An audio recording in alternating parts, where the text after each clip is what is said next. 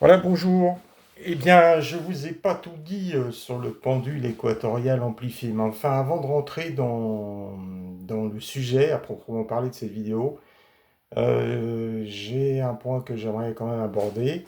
Ça concerne les pratiques énergétiques. Bref, lorsqu'on travaille en magnétisme, par exemple, on travaille dans l'intention. Voilà, on part des conventions mentales. Et c'est ce que l'on va faire avec certains pendules du type pendule Enel, pendule de Thoth, pendule Isis, enfin bref, là on travaille dans l'intention.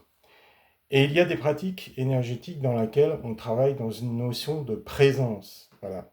C'est-à-dire sans intention particulière, on est là, on canalise l'énergie, on la diffuse, simplement. Voilà.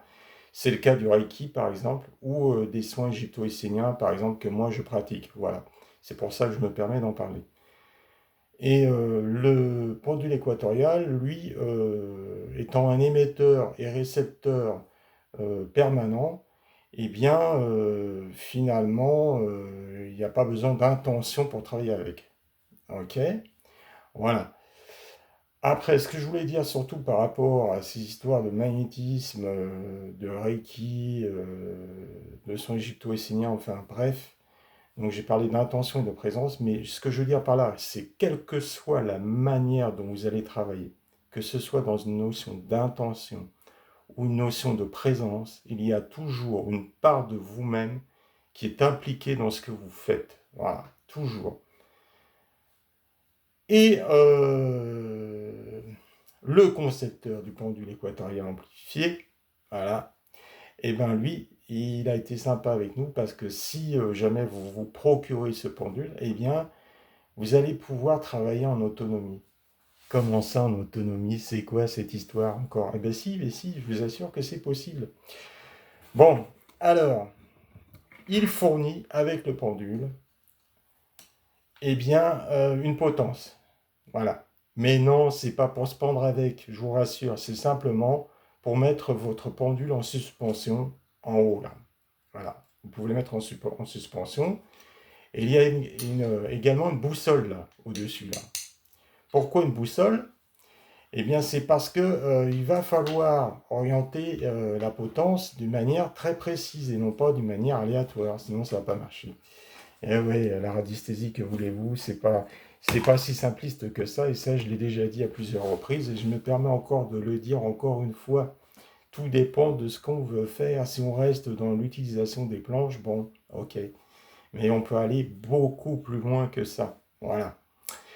Et donc, pour orienter donc votre potence correctement, eh bien, le mieux, c'est d'avoir recours à un disque équatorial. Ça, vous pouvez trouver ça sur Internet.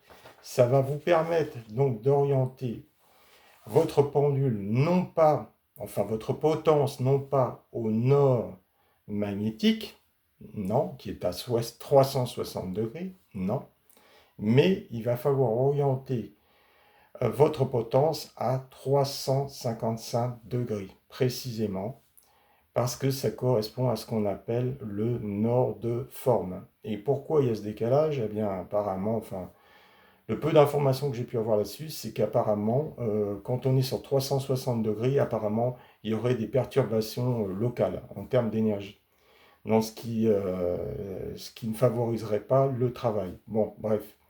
Donc voilà, il va falloir donc orienter votre potence à 355 degrés précisément. Et c'est pas tout. Il va falloir travailler avec ce qu'on appelle également un nœud de vie. Voilà, c'est ce truc-là. Voilà. Bref, donc d'un côté, vous allez avoir le rayonnement du pendule, et de l'autre côté, vous allez avoir le témoin. Les témoins de radiesthésie, on sait ce que c'est souvent des photos, enfin si on travaille sur des gens. Voilà, par exemple. Et pourquoi un nœud de vie? L'intérêt, c'est-à-dire que le pendule équatorial va arrêter son travail tout seul, voilà, grâce à ce nœud de vie. C'est-à-dire qu'il ne va pas émettre de manière permanente à un moment donné.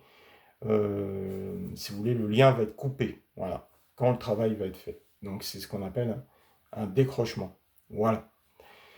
Alors, ce qui veut dire que là, il n'y a plus de notion, comme j'en ai parlé tout à l'heure au début de cette vidéo, il n'y a plus de notion d'attention, comme en magnétisme, il n'y a plus de notion de présence non plus, comme dans les soins égypto-rycéniens par exemple, le travail va se faire réellement indépendamment de vous. Voilà, donc en complète autonomie. Et ça peut être intéressant. Pendant ce temps-là, vous pouvez faire la vaisselle ou passer l'aspirateur.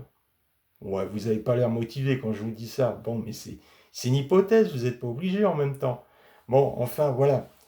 Donc, c'est encore une possibilité de travail avec ce pendule, voilà. Encore un truc à explorer.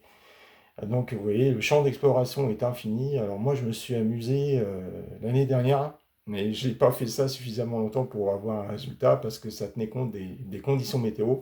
Parce que j'ai fait ça en extérieur, je travaillais avec du verre négatif électrique.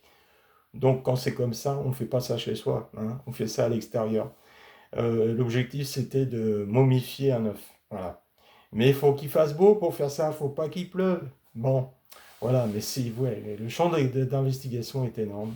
Il y a énormément de choses à faire. Donc, encore une fois, il faut explorer, toujours avec prudence, attention. Si vous vous engagez à travailler avec, comme je l'ai fait, un verre négatif électrique en émission, faut pas faire ça sur des personnes, bien sûr.